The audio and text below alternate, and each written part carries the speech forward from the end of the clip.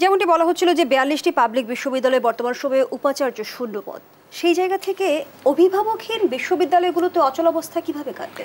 দেখুন, আমি একজন শিক্ষক হিসাবে এই আন্দোলনের সাথে আমরা আগাগোড়া যুক্ত ছিলাম, শিক্ষার্থীদের পাশে ছিলাম এবং ৫ তারিখে আমরা ঢাকা বিশ্ববিদ্যালয়ে কারফিউ ভঙ্গ করেছি ১১টার সময় এবং পুলিশের রক্তচক্ষু উপেক্ষা করে। আমি একটা জিনিস বলতে চাই যে এই যে সরকারটি গঠিত হলো এবং গণ অভ্যুত্থান, সেখানে কিন্তু শিক্ষার্থীদের ভূমিকাটাই অগ্রণী। অন্য রাজনৈতিক দল, আমরা শিক্ষক বা অন্যরা তাদেরকে অনুসরণ করে এর সাথে যুক্ত হয়েছি, কিন্তু আনফর্চুনেটলি প্রায় ২ মাস ধরে এই শিক্ষার্থীদের যে বিশ্ববিদ্যালয়গুলো সেইগুলোতে অচল অবস্থা বিরাজমান। বর্তমান সরকারের কাছে আমি মনে করছি না যে সময় অনেক বেশি হয়ে গেছে, কিন্তু ১৭ দিনের মধ্যে আমরা দেখেছি যে অনেক জায়গায় তারা গুরুত্বপূর্ণ সিদ্ধান্ত নিয়েছেন। আজকেও ১৩১ জন সচিবকে সেখানে পদোন্নতি, অতিরিক্ত সচিবকে পদোন্নতি দেওয়া হয়েছে। বিভিন্ন জায়গায় আমরা দেখছি লোকদেরকে বসানো হচ্ছে, নতুন পরিবর্তন করা হচ্ছে, কিন্তু আমাদের কাছে আমরা খুবই বিস্মিত এবং এটা আমাদের মধ্যে এক ধরনের হতাশাও কাজ করছে যে যেখান থেকে এই আন্দোলনের সূত্রপাত হলো, যাদের রক্তের বিনিময়ে, যাদের মধ্য দিয়ে এই সরকার প্রতিষ্ঠিত হলো, সেই সরকার বাংলাদেশের এই বিশ্ববিদ্যালয়গুলোর একাডেমিক এবং অন্যান্য গবেষণা কাজগুলো সূচনা করার জন্য, এগুলো শুরু করার জন্য বিশ্ববিদ্যালয়গুলোর একটাতেও এখন পর্যন্ত উপাচার্য নিয়োগ বা প্রশাসনকে সচল করতে পারলেন না। আমরা আশা করি তারা প্রথমে শিক্ষা উপদেষ্টা ছিলেন না, শিক্ষা উপদেষ্টা তিনি দায়িত্বভার নিয়েছেন ২১ তারিখে, সেটা ২১ তারিখে না আরেকটু আগে বা ১৯ তারিখে বোধহয়, সম্ভবত ভুলে গেছি কয় তারিখে। তো তারাও তো একটা দায়িত্ব নিলেন এবং এই দায়িত্ব নেওয়ার পরেও অনেকদিন সময় অতিবাহিত হয়েছে।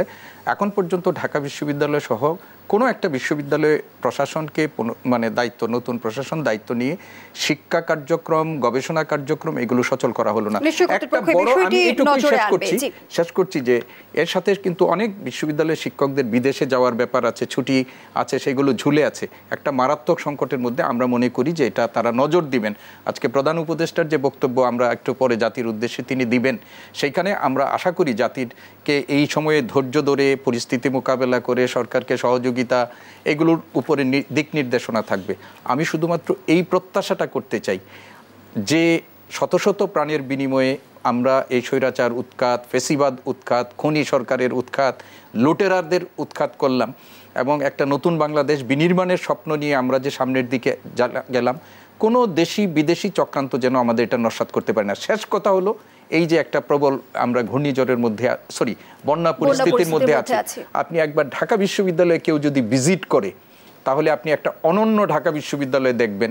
সেখানে শিক্ষার্থীদের কাছে আস্থা রেখে সারা দেশ থেকে মানুষ যে পরিমাণ বন্যা ত্রাণ নিয়ে আসছে অভূতপূর্ব, এবং সেই আমার শিক্ষার্থীরা শ্রেণীকক্ষের বাইরে থেকে তারা এই ত্রাণ ব্যবস্থাপনাটা যেভাবে তারা করছেন, রাষ্ট্র পরিচালনার মতো একটা কঠিন কাজ, এবং যারা রাষ্ট্র পরিচালনা করেন তাদেরও এই শিক্ষার্থীদের কাছ থেকে শিক্ষা নেয়ার সুযোগ আছে।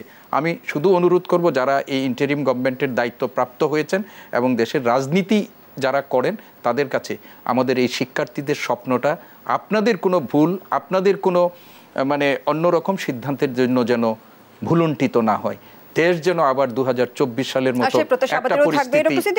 আরেকটি প্রশ্ন আপনার কাছে ছিল, একদিকে আমরা জুলাই গণহত্যার বিচার দাবি করছে আন্দোলনকারীরা, অন্যদিকে আবার বলা হচ্ছে যে প্রত্যর্পণ চুক্তির আওতায় শেখ হাসিনাকে ভারত থেকে ফেরানো কঠিন হবে। ভারতের বডি ল্যাঙ্গুয়েজ কি বার্তা দেয়? না শুনেন, আমি কোনো রকমের কঠিন হবে বলে আমি ব্যক্তিগত ২০১৬ সালে আমাদের তাদের সাথে যে চুক্তি আছে, সেই চুক্তির মধ্য দিয়ে বাংলাদেশের যদি কোনো কোর্ট যদি তার বিরুদ্ধে গ্রেপ্তারি পরোয়ানা করে তাহলে তাকে ফেরত দিতে ভারত বাধ্য থাকবে। তবে একটা জিনিস সেখানে আছে, সেখানে একটা ক্লজ যেখানে রেখে দেওয়া হয়েছে, সেটা যদি মনে হয় যে এর মধ্যে কোনো রাজনৈতিক অসৎ উদ্দেশ্য আছে তাহলে কিন্তু তারা সেটা পুনর্বিবেচনা করতে পারে, ফেরত না দিতে পারে। কিন্তু আমরা যেটা বলতে চাই, ভারতকে যে বার্তাটা আমরা দিতে চাই, আমাদের প্রতিবেশী রাষ্ট্র হিসাবে ভারত আমাদের উপর যে কর্তৃত্ববাদী ব্যবস্থাপনা করেছেন, ভারত বাংলাদেশের সাথে বন্ধুত্বপূর্ণ সম্পর্কে বিশ্বাসী ছিল না। গত ১৫ বছর ধরে ভারত একজন ব্যক্তি একটা দলের সাথে বন্ধুত্ব করেছে এবং এটি করতে যেয়ে বাংলাদেশের কোটি কোটি মানুষের বিরাগ ভাজন হয়েছে। আমাদের তরুণ প্রজন্ম ভারতবর্ষের প্রতি চরম বিদ্বেষী মনোভাব পোষণ করছে এবং এটি আমাদের ভারতের জন্য কোনোভাবে, ভারতের নিজেদের নিরাপত্তার কথা সবসময় বিবেচনা করেছেন, কিন্তু বাংলাদেশের মানুষের স্বার্থ, বাংলাদেশের মানুষের গণতান্ত্রিক অধিকার যে ভুলুণ্ঠিত হচ্ছে, এগুলো দেখেননি।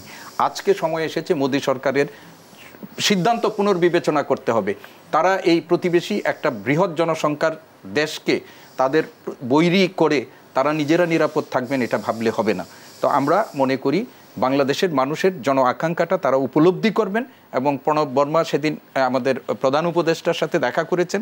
তিনি বাংলাদেশের সাথে মানে ভারত একটা বন্ধুত্বপূর্ণ সম্পর্ক এগিয়ে নিয়ে যেতে চায়, সেটা প্রত্যাশা ব্যক্ত করেছেন। এটি মুখের কথা না, তাদের কার্যক্রমের মধ্য দিয়েও করবেন।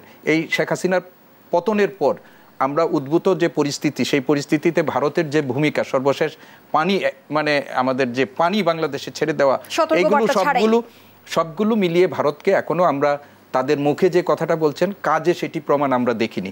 আমরা আশা করি ভারত এই আমাদের বাংলাদেশের সাম্প্রতিক ঘটনা প্রবাহ থেকে তারা শিক্ষা নেবেন, এবং না হলে তাদের দেশেও মোদী সরকারের একই পরিণতি হতে পারে।